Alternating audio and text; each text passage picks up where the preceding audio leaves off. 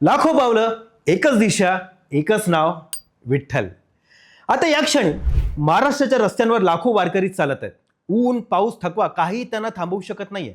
पण तुम्हाला माहिती आहे का, या एका वारीने एका इंजिनियरचं आयुष्य बदललं, एका अभ्यासकाला अर्थशास्त्राचा नवा दृष्टिकोन दिला आणि 100 वर्षांपूर्वी एका इंग्रज अधिकाऱ्याला इतकं भारावून टाकलं की त्याने संपूर्ण पुस्तकच लिहिलं. मित्रांनो, आज आपण अशाच 3 वेगळ्या पुस्तकांमधून पंढरपूरच्या वारीकडे 3 वेगळ्या नजरेतून बघणार आहोत. एका भाविकाची, एका अर्थतज्ञाची आणि एका परदेशी अभ्यासकाची. चला तर मग सुरुवात करूया. नमस्कार मित्रांनो, मी हेमंत हेडा तुम्हा सर्वांचं स्वागत करतो आजच्या भागात, ज्याचं नाव आहे पुस्तकालय प्रेझेंट्स पुस्तकांची सहल. मंडळी, आषाढी एकादशी जवळ आली की महाराष्ट्राचं एक वेगळंच रूप दिसायला लागतं. आळंदी आणि देहून निघालेल्या ज्ञानोबा तुकारामांच्या पालख्या, वाटेत सामील होणाऱ्या असंख्य दिंड्या आणि शेवटी पंढरपुरात होणारा तो अपूर्व सोहळा, हा फक्त एक धार्मिक प्रवास नाही आहे, तर एक संपूर्ण जीवनानुभव आहे. पण या वारीबद्दल लिहिलं गेलं ते सुद्धा तितकंच वैविध्यपूर्ण आहे.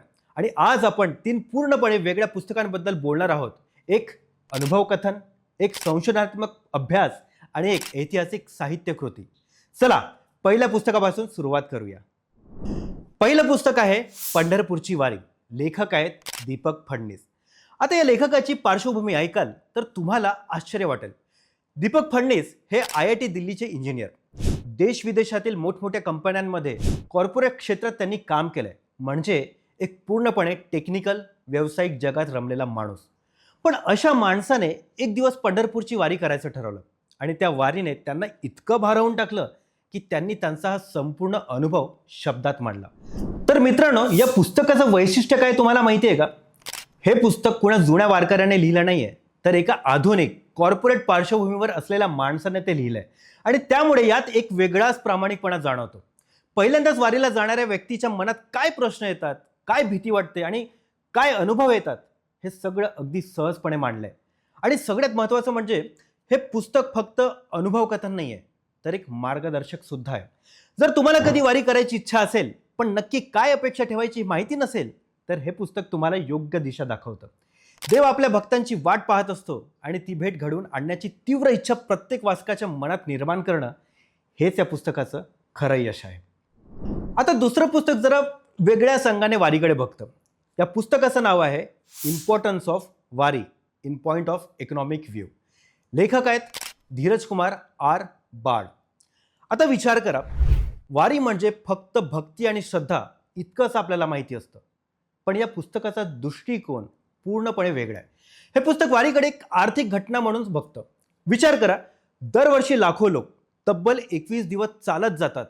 या प्रवास दरम्यान एक संपूर्ण फिरती बाजारपेठ तयार होते. लहान मोठे व्यापारी, अन्नपदार्थांची विक्री, राहण्याची व्यवस्था, वाहतूक, या सगळ्यातून करोडो रुपयांची उलाढाल होते. हजारो लोकांना रोजगार मिळतो आणि हे सगळं कोणत्याही मोठ्या कॉर्पोरेट प्लॅनिंग शिवाय फक्त श्रद्धेच्या बळावर उभं राहतं. मित्रांनो, या पुस्तकातून एक गोष्ट स्पष्ट होते की पंढरपूरची वारी ही फक्त एक धार्मिक सोहळा नाहीये, तर ग्रामीण अर्थव्यवस्थेचा एक महत्त्वाचा कणा आहे. शेतकरी, कामगार, छोटे व्यापारी या सगळ्यांसाठी वारी म्हणजे उपजीविकेचं एक साधन सुद्धा बनते. हे पुस्तक तुम्हाला वारीकडे बघण्याचा एक पूर्णपणे नवा दृष्टिकोन देतं.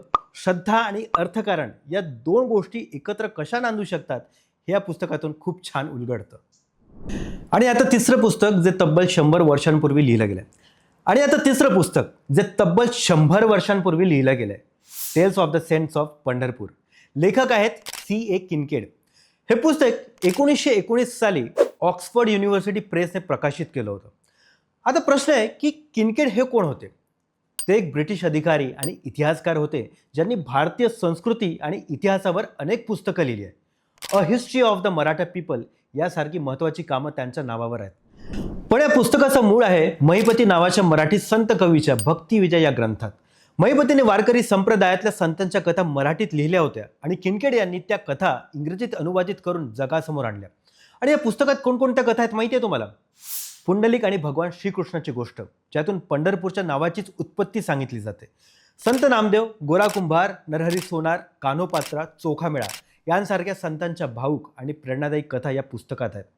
या पुस्तकाचं सगळ्यात मोठं वैशिष्ट्य म्हणजे मराठी वारकरी परंपरेतल्या संत कथा इंग्रजी भाषेत पाश्चिमात्य वाचकांसमोर पहिल्यांदाच अशा पद्धतीने मांडला गेला.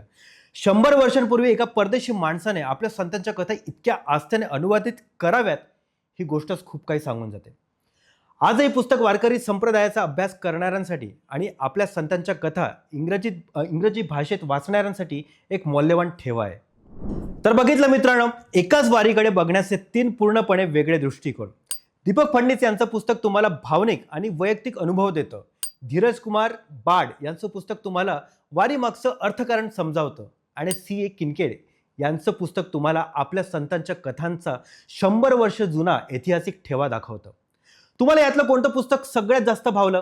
कमेंटमध्ये नक्की सांगा. आणि जर तुम्ही कधी वारी अनुभवली असेल तर तुमचा अनुभवही देखील आमच्यासोबत शेअर करा.